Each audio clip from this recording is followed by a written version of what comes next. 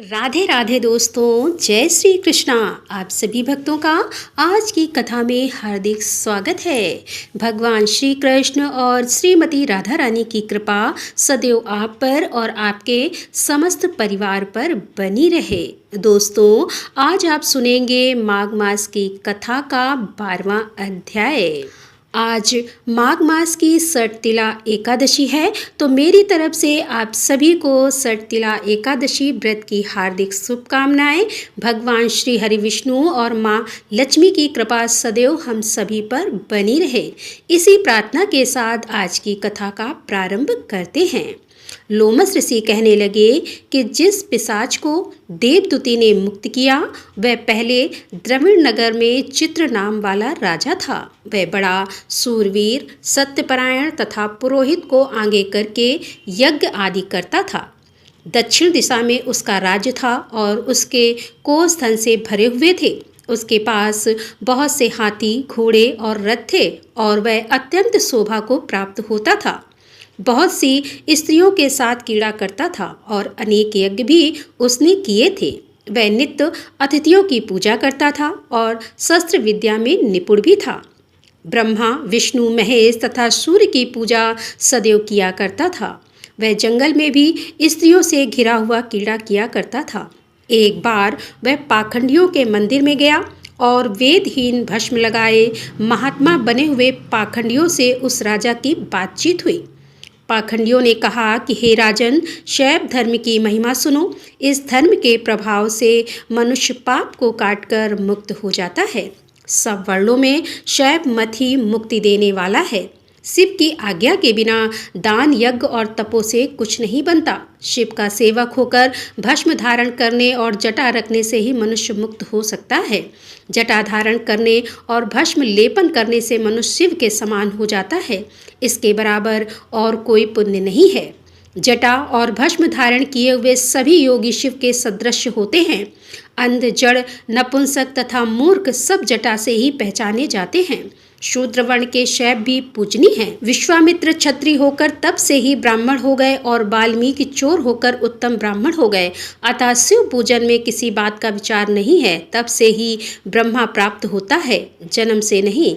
इस कारण शैव का दर्शन उत्तम है तथा शिव के सिवाय दूसरे देवता का पूजन ना करे। शिव तपस्वी को विष्णु का त्याग करना चाहिए। विष्णु की मूर्ति का पूजन नहीं करना चाहिए। विष्णु के दर्शन से शिव का द्रोह उत्पन्न होता है और शिव के द्रोह से रवादी नरक मिलते हैं। इसी से भव सागर से पार होने के लिए विष्णु का नाम भी नहीं लेना चाहिए।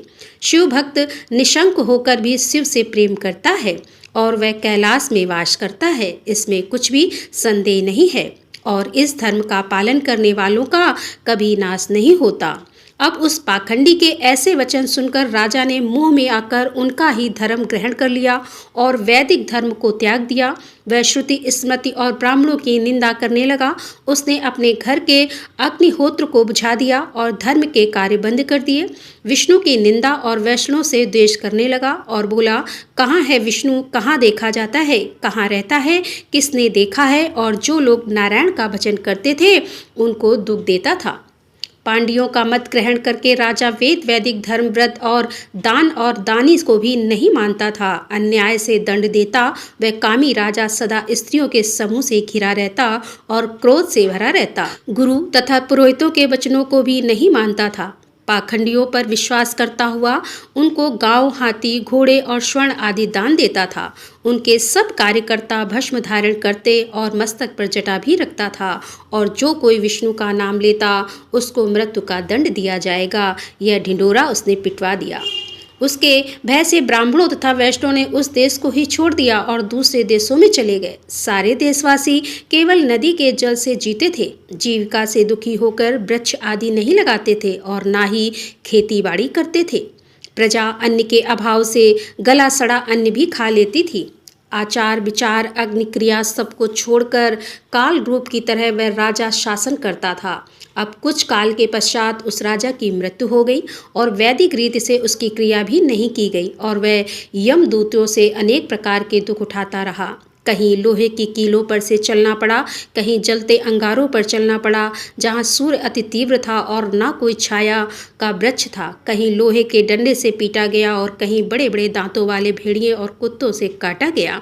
इस प्रकार दूसरे पापियों का भी हाहाकार सुनता हुआ वह राजा यमलोक में पहुंचा। इसके बाद यमलोक में उस राजा के साथ क्या हुआ, यह सारा वृत्तांत आप कल की कथा में सुनेंगे। दोस्तों, मिलते हैं अगले अध्याय के साथ। तब तक के लिए राधे राधे, जय श्री कृष्णा, हर हर महादेव, जय भोलेनाथ की।